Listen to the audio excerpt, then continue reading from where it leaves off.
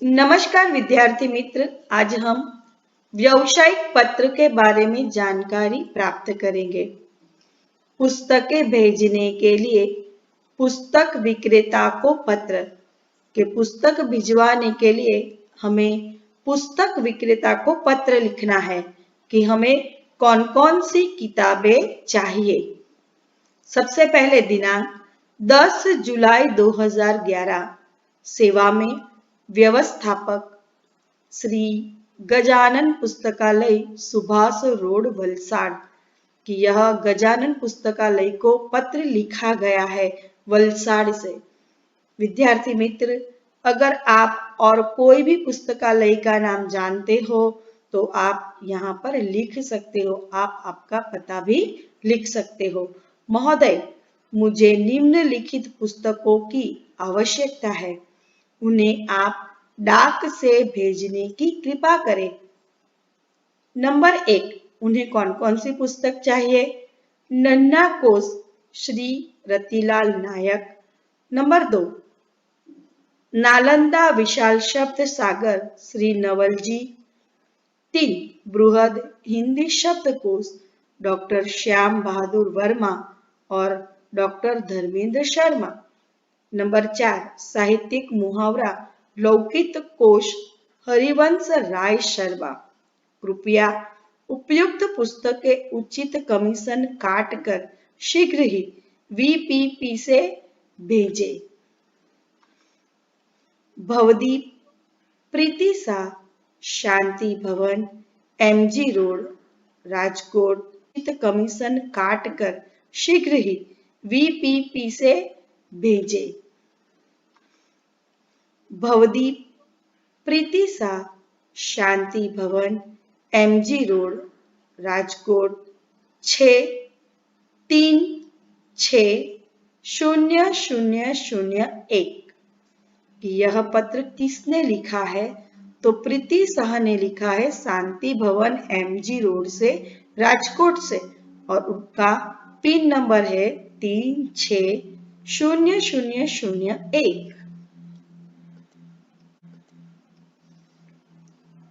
अब हम जैसे हमने पत्र लेखन के बारे में जानकारी प्राप्त की थी, वैसे ही हम डायरी लेखन के बारे में जानकारी प्राप्त करेंगे कि डायरी को क्या कहते हैं, कैसे लिखते हैं, उसकी विशेषताएं क्या है। डायरी शब्द अंग्रेजी भाषा का है कि डायरी जो शब्द हम हिंदी में इस्तेमाल करते हैं तो वह शब्द अंग्रेजी भाषा से लिया गया है। डायरी को हिंदी में दैनंदिनी, दैनिकी आदि शब्द का प्रयोग किया जाता है कि हम अंग्रेजी में डायरी कहते हैं तो हिंदी में उसे दैनंदिनी या दैनिकी शब्द से हम पहचानते हैं। डायरी में निजी जीवन की प्रतिदिन घटित घटनाओं का लेखा जोखा रखा जाता है कि हम जो डायरी लिखते हैं तो हमारी जो निजी यानी व्यक्तिगत जो जीवन है उसका दिन प्रतिदिन हर एक रोज की हमारे जीवन में जो घटनाएं बनती है उन घटनाओं का लेखन हम उसमें करते हैं। डायरी के पढ़ने से किसी व्यक्ति के जीवन में घटित घटनाओं, कार्यों तथा तथ्यों की जानकारी प्राप्त होती है कि अगर हम किसी व्यक्ति की डायरी को पढ़ लेते हैं तो उस व्यक्ति के जीवन में क्या घटनाएं बन रही है तो उसके बारे में हम जानकारी प्राप्त कर सकते हैं। डायरी में व्यक्ति घटित घटनाओं के साथ साथ अपने मन में उठी प्रतिक्रियाओं की अभिव्यक्ति भी अंकित करता है कि वह हर दिन अपने साथ जो घटना घटित होती है उसके साथ साथ अपने मनोभावों को भी वह अंकित करता है। इसीलिए उसमें व्यक्तिगतता यानी कि व्यक्तिगत जीवन की बातें उसमें लिखी होती है। डायरी प्रतिदिन यानी कि हर रोज, साप्ताहिक यानी हफ्ते में एक बार, पाक्षिक यानी कि 15 दिनों में एक बार अथवा मासिक यानी महीने में एक बार लिखी जा सकती है। डायरी लेखन की विशेषताएं कि हम जब डायरी लिखते हैं तो हमें किन बातों का ध्यान अवश्य ही रखना होता है कि हम डायरी जब लिखते हैं तो जो भी मन में आए तो हम वह नहीं लिख सकते। हमें उसकी कुछ विशेषताओं का ध्यान रखना होता है। तो वह विशेषताएं क्या है? नंबर 1, डायरी लेखन में क्रमबद्धता होनी चाहिए। क्रमबद्ध रूप से वह लिखी जानी चाहिए। ख, इसमें लिखा गया विवरण संक्षिप्त, यानी हमें उसकी संक्षिप्त भाषा में कम से कम शब्दों में हमारे मन की सारी बातें उसमें अंकित करनी है, लिखनी है। सार गर्भित, डायरी सार गर्भित होनी चाहिए, यानी कि डायरी के अंदर जो लिखा गया है उसमें से हमें महत्व की बातें लिखनी चाहिए। तथा वास्तविकता, कि हमारे जीवन में जो वास्तविकता हुई है हमें उस वास्तविकता को ही उसमें लिखना है। ग, डायरी लेखन में स्थान, तिथि यानी दिनांक, घटना या तथ्य का स्पष्ट रूप से उल्लेख होना चाहिए। कि डायरी जब हम क्रमबद्ध रूप में लिखते हैं कि हम हर एक रोज लिखते हैं या हम साप्ताहिक लिखते हैं या हम 15 दिनों में लिखते हैं, तो हमारी क्रमबद्धता तो होनी ही चाहिए। साथ साथ हमें उसका स्थान, जो भी घटनाएं हम लिखते तो उसका स्थान, उसकी तिथि यानी कि दिनांक, उसका स्पष्ट रूप से उल्लेख करना आवश्यक है। और आगे डायरी लेखन करते समय आलोचना, आलोचना का अर्थ होता है गुण दोष की परख करना। आलोचना यानी कि गुण दोष की परख करना। टीका टिप्पणी, किसी की निंदा, बनावटीपन, कि कई बार कुछ लोग ऐसे होते हैं कि वास्तविकता से हटकर बनावटीपन जो अपने मन में आ जाता है वही लिख देते हैं। तो ऐसा नहीं होना चाहिए कि काल्पनिकता और बनावटीपन, चित्रात्मकता के जो आपके मन में जो चित्र अंकित हो गया और वह आपने लिख दिया, तो ऐसा नहीं होता है। और अनावश्यक विस्तार से बचना चाहिए कि जितना हो सके संक्षिप्त में कम से कम शब्द का प्रयोग करके हमें वास्तविक रूप से डायरी को लिखना चाहिए। डायरी लेखन के लाभ, के डायरी लेखन से हमें कौन कौन से, क्या हमें कौन कौन से लाभ होते हैं? डायरी लेखन के लाभ, के डायरी लिखते समय हमें कुछ बातों का ध्यान रखना चाहिए और डायरी लिखने के बाद हमें कौन से लाभ होते हैं। तो नंबर 1, इससे जीवन में घटी घटनाओं की जानकारी प्राप्त होती है। कि डायरी में हमारे जीवन में घटित घटनाओं का हम उल्लेख करते हैं, तिथि के साथ, दिन के साथ, स्थान के साथ, इसीलिए हमें संपूर्ण जानकारी प्राप्त हो जाती है। नंबर 2, डायरी में तथ्यों का उल्लेख रहता है। इसी कारण व्यक्ति दिन भर जो अच्छे बुरे काम करता है उसका उल्लेख भी रहता है। इससे सने सने बुराइयों से बचा जा सकता है। कि जब वह डायरी लिखता है तो वो तथ्यों के साथ, सच्चाई के साथ लिखता है। अपने अच्छे बुरे कार्यों को वह लिखता है, जिससे उसे पता चलता है कि दिन भर में उसने कितने अच्छे काम किए हैं, कितने बुरे काम किए हैं। और अगर वह उसका तारण निकाल सके तो वह जो थोड़ी थोड़ी बुराइयां हर दिन उसके अंदर आती रहती है, वह बुराइयों से वह बच भी सकता है। और नंबर 3, डायरी ही ऐसा दस्तावेज है जिसे पढ़कर किसी व्यक्ति के जीवन के पिछले अनुभवों तथा घटनाओं की जानकारी उसी व्यक्ति के शब्दों में प्राप्त की जा सकती है। कि डायरी एक दस्तावेज है, एक ऐसा दस्तावेज कि हम पढ़कर उसी व्यक्ति के, जिस व्यक्ति ने यह लिखी है, उसी व्यक्ति के जीवन तथा उसके अनुभवों तथा उसके जीवन में बनी घटनाओं को हम जानकारी प्राप्त कर सकते हैं। लेखन के उदाहरण दिए गए हैं। उसके बारे में जानकारी प्राप्त करेंगे। तो यहाँ पर डायरी लिखी गई है। अपने नए विद्यालय के पहले दिन की घटना को अपनी डायरी में लिखे कि हम जब नए विद्यालय में जाते हैं तो हमारा पहला दिन कैसा रहा, उस घटना के बारे में हमें यहाँ पर डायरी लेखन लिखना है। तो 7 अगस्त 2010 जामनगर कि हमें दाईं ओर दिनांक अवश्य लिखना है और स्थान। तो यहाँ पर जो डायरी लेखन हुआ है वह 7 अगस्त 2010 जामनगर। आज नए विद्यालय में मेरा पहला दिन था। मन में विभिन्न प्रकार के विचारों की उथल पुथल चल रही थी कि जब हम नए विद्यालय में जाते हैं और हमारा पहला दिन होता है तो हमारे मन में कई प्रकार के विचार आते रहते हैं।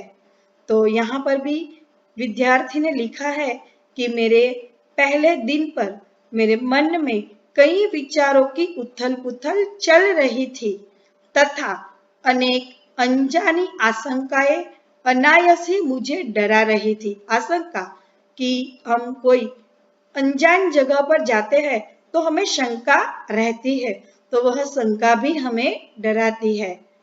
करीबन 9 बजे पिताजी के साथ मैं अपने नए विद्यालय आदर्श मंदिर में पहुंचा कि करीबन 9 बजे वह अपने पिताजी के साथ अपने नए विद्यालय, उसका नाम था आदर्श मंदिर, वहां पहुंचा। प्रधानाचार्य कक्ष में जाने पर उन्होंने मुझे कुछ प्रश्न किए कि जब वह आचार्य कक्ष में गए तो आचार्य ने उन्हें कुछ प्रश्न पूछे जिनके उत्तर मैंने दिए। मेरे उत्तरों से वे संतुष्ट नजर आए कि आचार्य ने कुछ प्रश्न पूछे, तो उन प्रश्नों का उत्तर सुनते ही आचार्य कुछ संतुष्ट नजर आए। उन्होंने मुझे प्रवेश के लिए निर्धारित फॉर्म दे दिया कि प्रश्न सुने और संतुष्ट उनकी नजर हमें लगी और उन्होंने तुरंत ही प्रवेश फॉर्म मुझे दे दिया। मन को राहत मिली कि मेरा मन शांत हो गया, मुझे बहुत ही राहत मिली, सुकून मिला। थोड़ी ही देर में शुल्क आदि जमा करवाने के बाद मैं अपनी नई कक्षा में पहुंच गया। शुल्क यानी कि फीस, पैसा, कि थोड़ी ही देर में फॉर्म भरने के बाद हमने पैसा जमा करवाया और फिर मैं अपने नए कक्ष में पहुंच गया। अपने नए दोस्तों, अध्यापक और आचार्य से मिलकर ऐसा नहीं लगा कि मैं नए विद्यालय में आ गया हूँ, कि जैसे ही मैं कक्ष में पहुंचा वहां पर मेरे बहुत सारे जो दोस्त थे, मेरे जो अध्यापक शिक्षक गण थे, मेरे आचार्य, इन सब से जब मैं मिला तो मुझे बिल्कुल ऐसा भी नहीं लगा कि मैं एक नए विद्यालय में आया हुआ हूँ। डायरी लेखन 2।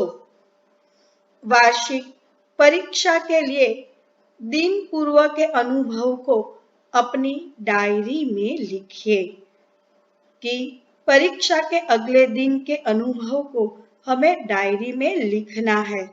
तो सबसे पहले हम हमारी डायरी लेखन में दाईं ओर यहाँ पर दिनांक लिखेंगे। तो हम कोई भी दिनांक लिख सकते हैं। हमारी पाठ्य पुस्तक में दिनांक दी गई है 5 अप्रैल 2012 राजकोट। फिर से हमारी पाठ्य पुस्तक में जो दिनांक दी गई है वह है 5 अप्रैल 2012 राजकोट। कल वार्षिक परीक्षा का पहला दिन है। रात्रि के 1 बज गए हैं, परंतु नींद नहीं आ रही थी कि जब हमारी वार्षिक परीक्षा होती है, अंतिम परीक्षा होती है, तो हम विचारों में खोए जाते हैं और उन विचारों में खोए हुए हमें नींद नहीं आती है। तो यहाँ पर भी विद्यार्थी की यही हालत है कि रात्रि के 1 बज गए हैं और उसे नींद नहीं आ रही थी। क्यों नहीं आ रही थी? क्योंकि कल विज्ञान और टेक्नोलॉजी विषय की परीक्षा थी। कि उसकी परीक्षा थी किस विषय की, विज्ञान और टेक्नोलॉजी की। यद्यपि सब कुछ दोहरा लिया था, इसीलिए यद्यपि यानी इसीलिए सब कुछ दोहरा लेना, फिर से एक बार पढ़ लिया है। तथापि मन में अजीब सा भय है, फिर भी मन में अजीब सा एक अनोखा सा भय लग रहा था, डर लग रहा था। अचानक पिताजी मेरे कमरे में आए, मुझे जगा हुआ देखकर ढाढ़स बंधाया और बिस्तर पर लेटने को कहा कि तुरंत थोड़े ही समय में पिताजी मेरे कमरे में आए और उन्होंने मेरी पढ़ाई बंद करवाकर मुझे बिस्तर पर लेटने को कहा, सोने के लिए कह दिया। बत्ती बंद कर दी। बिस्तर पर पड़े पड़े भी नींद नहीं आ रही थी। पिताजी ने मेरी बत्ती बंद कर दी और कक्ष के बाहर चले गए और मैं बिस्तर पर लेट गया। मगर बिस्तर पर लेटे लेटे भी मुझे नींद नहीं आ रही थी।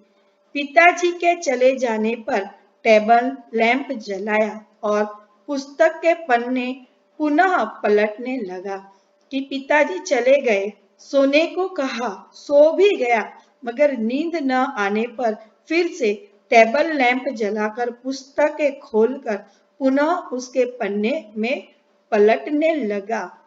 थोड़ी देर में थक कर बिस्तर पर पुनः लेट गया और न जाने नींद कब आ गई और बिस्तर पर ही मैं कब न जाने सो गया, मुझे पता ही नहीं चला। आगे हम हमारी पाठ्य पुस्तक में कुछ पत्र अभ्यास में दिए गए हैं। उस अभ्यास के पत्र को भी समझने का प्रयास करेंगे। तो अभ्यास का प्रश्न नंबर 1 और उसमें पहला पत्र दिया गया है।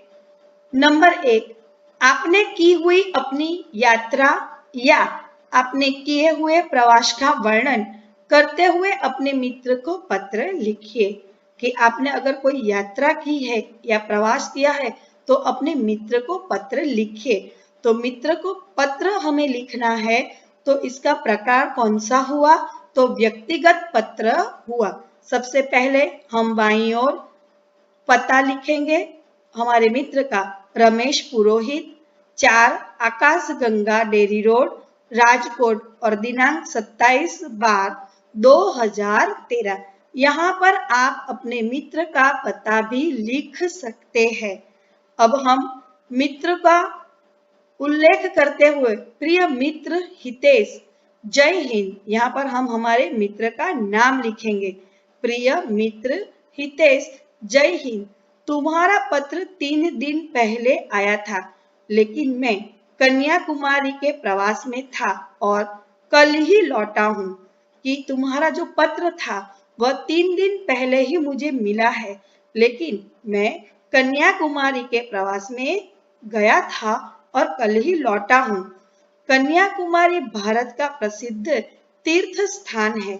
यह तमिलनाडु राज्य में भारत के एकदम दक्षिणी सिरे पर स्थित है, यानी कि तमिलनाडु में वह भारत के दक्षिणी भाग में आया हुआ है। हम दादर मद्रास एक्सप्रेस ट्रेन में चेन्नई पहुंचे। हम वहां के मीनाक्षी होटल में ठहरे। वहां दिसंबर महीने से ही काफी ठंड पड़ रही थी।